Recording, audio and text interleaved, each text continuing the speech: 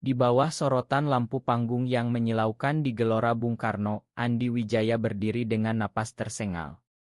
Tangan kanannya masih menggenggam sabuk juara yang baru saja direbutnya dari lawan. Saya tidak bisa bohong lagi kepada diri sendiri dan kepada kalian semua, katanya ke mikron, suaranya bergema di seluruh stadion yang penuh sesak. Saya Gai. Saya mencintai pria. Ini adalah kebenaran saya. Kerumunan langsung hening sejenak, lalu meledak dalam raungan kemarahan dan keheranan. Kamera nasional menangkap setiap detiknya. Dalam hitungan menit, berita itu menyebar seperti api di seluruh Indonesia. Andi, sang pegulat legendaris yang selama ini menjadi idola jutaan pemuda, tiba-tiba menjadi musuh bagi banyak orang. Hanya dua kalimat itu yang mengubah segalanya. Andi tidak menyangka reaksi akan secepat dan sekejam itu. Begitu dia turun dari ring, manajernya sudah menunggu dengan wajah pucat. Andi, sponsor utama, menelepon. Mereka batal. Semua kontrak dibatalkan. Malam itu, apartemen mewahnya di Jakarta Selatan terasa sangat dingin. Telepon tak berhenti berdering, keluarganya dari kampung di Jawa Tengah, saudara-saudaranya, bahkan teman-teman lama dari dunia gulat. Kamu mempermalukan kami, Andi. Bagaimana dengan nama baik keluarga? Kamu sudah gila, teriak ayahnya sebelum memutus sambungan. Ibu Andi hanya menangis di latar belakang. Keesokan harinya, headline koran dan media sosial penuh, juara gulat mengaku Gai di siaran langsung. Komentar banjir, hinaan, ancaman, bahkan doa agar dia sembuh. Karirnya runtuh dalam semalam. Turnamen berikutnya membatalkan partisipasinya. Andi duduk di soa, menatap layar ponsel yang penuh notifikasi kebencian. Dia kehilangan segalanya, ketenaran, uang, keluarga, dan rasa hormat. Tapi di tengah kekacauan itu, ketukan di pintu apartemennya mengubah segalanya lagi.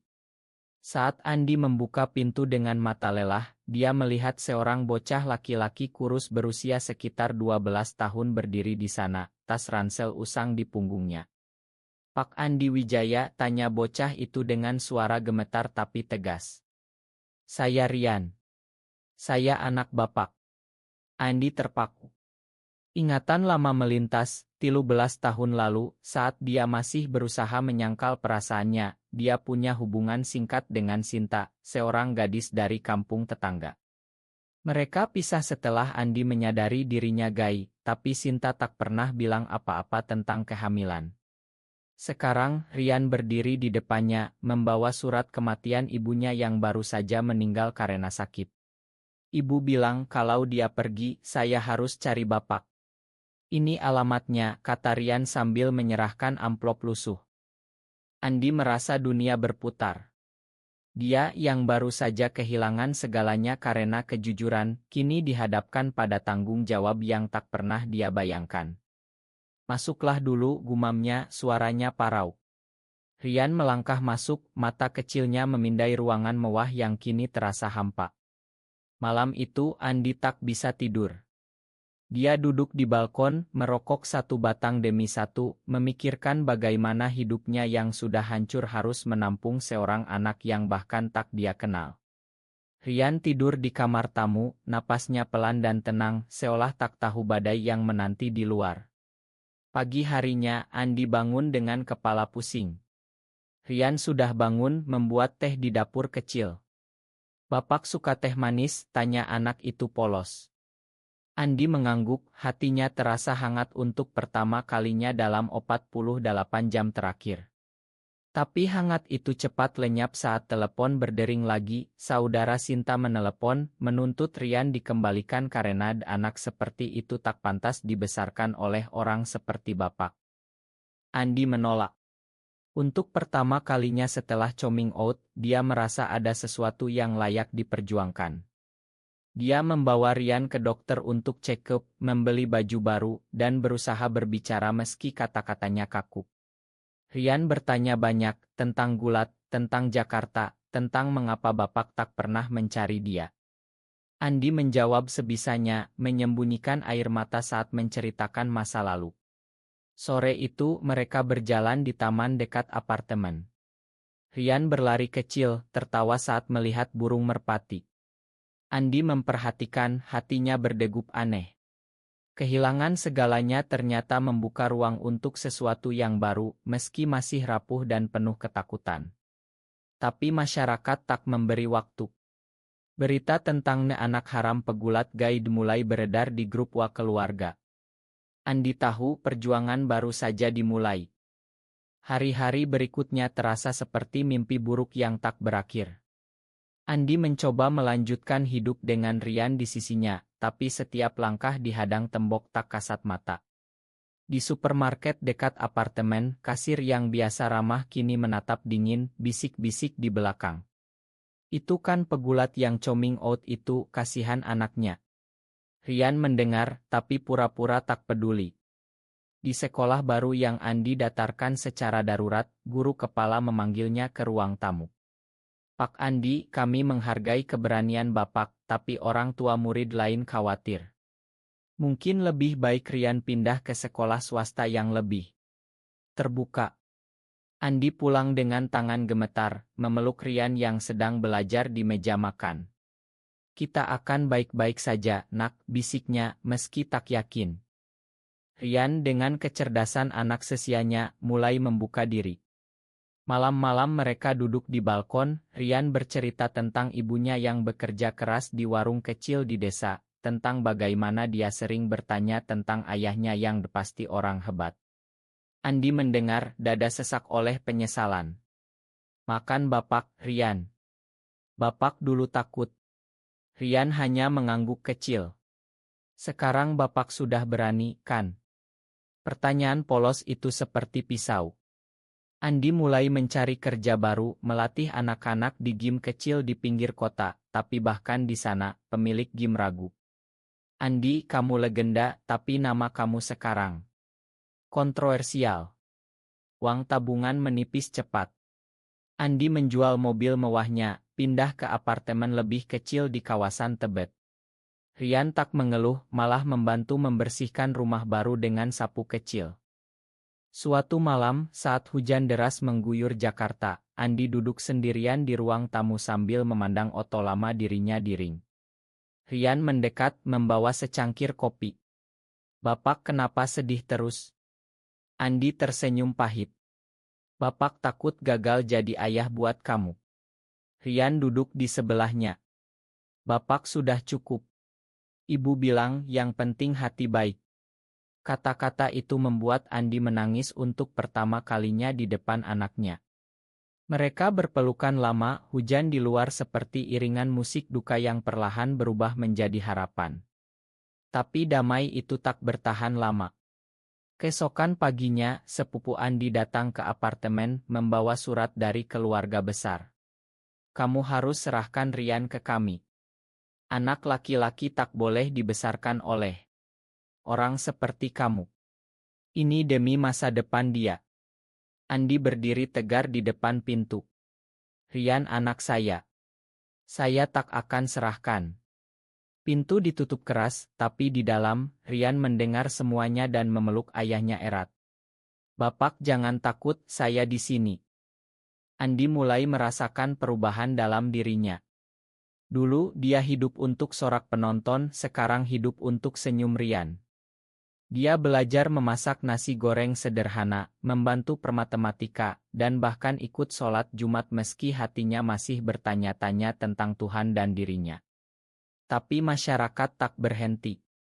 Media lokal masih mengejar, tetangga berbisik, dan Rian mulai pulang sekolah dengan memar kecil di lengan, bullying dari teman sekelas.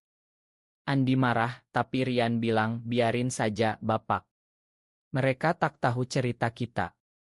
Kekuatan anak itu menginspirasi Andi untuk bangkit. Dia mulai menulis catatan harian, mencoba memahami perasaannya sendiri. Dan di tengah itu, sebuah pesan masuk ke ponselnya dari nomor tak dikenal. Saya Arya, mantan pelatih muda di gym lama. Kalau butuh teman bicara, saya ada di sini. Saya mengerti. Pesan dari Arya datang seperti angin segar di musim kemarau. Andi ragu-ragu membalas, tapi setelah Rian bertanya siapa yang membuat Bapak tersenyum di ponsel, dia akhirnya ketemu Arya di sebuah kai kecil di Kemang. Arya, pria berusia 38 tahun dengan senyum lembut dan mata penuh pengertian, ternyata mantan atlet silat yang juga pernah berjuang dengan identitasnya. Saya tak pernah coming out di depan umum seperti kamu, Andi. Kamu berani sekali, kata Arya sambil menyeduh teh. Percakapan mereka mengalir, dari cerita ring sampai luka hati karena penolakan keluarga. Andi merasa dilihat, didengar, untuk pertama kalinya sejak malam di stadion itu. Rian ikut beberapa kali bertemu, dan anak itu langsung akrab dengan Arya yang sabar mengajarinya main catur. Tapi kebahagiaan kecil itu diuji lagi saat keluarga Andi mengajukan gugatan hak asuh ke pengadilan. Kamu tak layak mendidik anak, Andi. Kamu akan merusak dia, kata ayahnya di telepon. Sidang pertama penuh ketegangan. Andi berdiri di depan hakim, suaranya mantap meski tangan dingin. Rian adalah darah daging saya. Saya belajar jadi ayah karena dia. Saya tak sempurna, tapi saya mencintainya dengan tulus. Rian duduk di belakang, memegang tangan Arya yang ikut mendampingi sebagai saksi karakter. Media di luar gedung pengadilan ramai, kamera mengarah ke wajah Andi. Malam setelah sidang, Andi dan Arya duduk di balkon apartemen baru. Terima kasih sudah ada di sini, bisik Andi. Arya memegang tangannya pelan. Kita sama-sama belajar, Andi. Cinta tak selalu mudah di negeri ini. Rian mulai beradaptasi. Dia ikut latihan gulat junior yang Andi adakan di lapangan kosong dekat rumah, meski hanya 3 anak yang datang karena takut gosip. Bapak, saya mau jadi pegulat seperti Bapak, tapi yang baik hati, kata Rian suatu sore. Andi tertawa, mata basah. Hubungan dengan Arya berkembang perlahan, penuh hati-hati. Mereka jalan malam di pinggir sungai Ciliwung, bicara tentang mimpi, tentang masa depan Indonesia yang lebih terbuka. Tapi konflik tak berhenti. Seorang jurnalis sensasional mempublikasikan foto Andi dan Arya bersama Rian, judulnya Pegulat Gai Bangun Keluarga Baru. Komentar negatif membanjiri, tapi kali ini ada juga yang mendukung, pesan dari pemuda Gai di pelosok negeri yang bilang Andi inspirasi mereka. Andi mulai merasa kuat. Dia menerima tawaran melatih di komunitas pemuda marginal, tempat anak-anak dari keluarga broken home belajar disiplin. Rian bangga melihat ayahnya. Bapak sekarang lebih bahagia daripada dulu, katanya. Tapi ujian besar datang saat ayah Andi sakit keras di kampung. Andi pulang kampung membawa Rian menghadapi keluarga yang masih dingin. Kamu bawa anak ini ke sini. Malu, kata saudaranya. Andi berdiri di depan tempat tidur ayahnya. Ayah, saya tetap anak ayah. Dan Rian cucu ayah. Air mata ayahnya jatuh pelan. Rekonsiliasi tak instan, tapi benih harapan tumbuh. Sidang hak asuh berlanjut dengan bukti-bukti yang Andi kumpulkan, laporan sekolah Rian yang membaik, surat dari psikolog anak, dan kesaksian Arya tentang kestabilan keluarga mereka. Hakim tampak terkesan dengan cerita Andi tentang perjalanan dari kegelapan ke tanggung jawab. Saya dulu takut jadi diri sendiri, tapi Rian mengajari saya bahwa keberanian itu untuk orang yang kita cintai, kata Andi di depan pengadilan. Di luar, demonstran kecil dari kelompok konservatif meneriakkan slogan, tapi Andi tak goyah. Arya menunggu di koridor, memeluknya setelah putusan ditunda. Kamu luar biasa hari ini. Sementara itu, Rian menghadapi bullying lebih berat di sekolah. Seorang teman sekelas bilang ayahnya penyakit. Rian pulang menangis, tapi Andi duduk bersamanya. Nak, dunia tak selalu adil. Tapi kita punya satu sama lain. Mereka bertiga, Andi, Rian, Arya, mulai membangun rutinitas, sarapan bersama, belajar malam, akhir pekan ke Pantai Ancol. Arya mengajari Rian memancing, Andi mengajari disiplin olahraga. Cinta antara Andi dan Arya tumbuh dalam diam, penuh pengertian. Pelukan pertama mereka di bawah pohon mangga di taman saat Rian tidur siang terasa seperti rumah. Tapi masyarakat tak diam, sponsor lama Andi yang dulu membatalkan kini mendekati lagi, tapi dengan syarat jangan tunjukkan gaya hidupmu. Andi tolak mentah-mentah. Saya tak mau sembunyi lagi. Dia mulai menulis blog sederhana tentang perjalanan ayah Gai di Indonesia, dibaca ribuan orang. Beberapa kirim pesan terima kasih, yang lain ancaman. Rian bangga membaca tulisan ayahnya. Bapak sekarang bintang lagi, tapi bintang yang benar. Konflik internal Andi masih ada, rasa bersalah karena masa lalu, ketakutan masa depan Rian. Arya selalu ada, mendengarkan tanpa menghakimi. Suatu hari, mereka bertiga pergi ke kampung Andi lagi. Ayah Andi sudah lebih baik, dan meski masih kaku, dia menginginkan Rian memanggilnya kakek. Ibu Andi memeluk cucunya lama. Makan kami, nak. Kami takut. Air mata mengalir. Perjalanan pulang ke Jakarta terasa ringan. Tapi di tengah jalan, mobil mereka dihadang kelompok pemuda yang mengenali Andi. Dasar penyimpang, teriak mereka. Andi melindungi Rian dan Arya, hati berdegup kencang. Polisi datang, tapi trauma itu mengingatkan Andi betapa rapuhnya kebahagiaan mereka. Setelah insiden di jalan, Andi memutuskan untuk lebih aktif di komunitas. Dia bergabung dengan kelompok dukungan Tiang Low Proile di Jakarta, mengadakan sesi olahraga untuk pemuda Gai yang mengalami diskriminasi. Rian ikut sebagai asisten pelatih kecil, semangatnya menular. Arya yang bekerja sebagai konselor sekolah, membantu dengan program anti-bullying. Hubungan mereka semakin dalam. Suatu malam di apartemen setelah Rian tidur, Andi dan Arya duduk di sofa. Saya mencintaimu, Arya. Bukan karena kamu selamatkan saya, tapi karena kamu lihat saya apa adanya. Arya tersenyum, memeluknya. Kita bangun ini bersama. Sidang hak asuh akhirnya tiba. Hakim memutuskan mendukung Andi dengan catatan pengawasan rutin. Keluarga tak selalu bentuk tradisional, tapi yang penting kasih sayang. Ruangan bertepuk tangan pelan. Di luar, keluarga Andi menunggu ayahnya datang khusus, memeluk Andi untuk pertama kalinya setelah bertahun-tahun. Ayah bangga meski tak selalu mengerti. Rian menangis bahagia. Malam perayaan kecil di apartemen, nasi uduk, kue, tawa. Tapi kemenangan itu diuji lagi saat berita nasional meledak tentang keluarga Gai yang menang hak asuh. Ancaman datang ya email, tapi Andi tak lagi sendirian. Rian mulai unggul di sekolah, bahkan memenangkan lomba menggambar tentang keluargaku. Gambarnya, 3 orang memegang tangan di bawah matahari. Andi melihatnya, hati penuh. Dia mulai melatih lagi di gym besar, tapi kali ini sebagai pelatih tamu untuk anak-anak dari berbagai latar belakang. Yang penting bukan menang, tapi jadi diri sendiri, katanya pada murid-murid. Arya dan Rian selalu datang menonton. Cinta mereka tumbuh tenang, penuh pengorbanan kecil. Arya melepaskan pekerjaan tetap untuk ikut proyek Andi. Andi belajar memakan dirinya sendiri. Konflik terakhir datang dari dalam. Andi hampir menyerah saat melihat Rian sedih karena tak bisa ikut acara keluarga besar di sekolah. Kenapa kita beda, Bapak? Andi duduk bersamanya. Kita beda, tapi itu kekuatan kita. Mereka berdoa bersama bukan untuk berubah, tapi untuk diterima.